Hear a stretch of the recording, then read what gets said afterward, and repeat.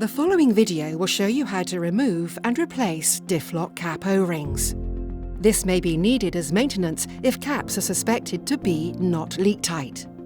You will need the diff lock cap, tweezers, replacement size 10 O-ring, plus the O-ring removal tool and O-ring insertion tool supplied with your instrument.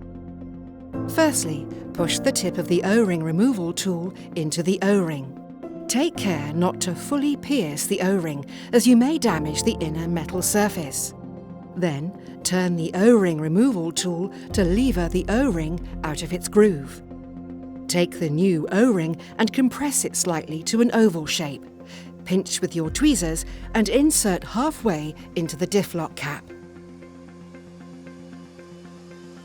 Use the O-ring insertion tool to push the inner half of the O-ring into the groove. Push down on the protruding end to force the O-ring fully into the groove. Smooth the O-ring into the groove to ensure that the O-ring is not twisted or bulging. Finally, test the caps to ensure they are leak tight. For further advice, speak to your contact at Marks International.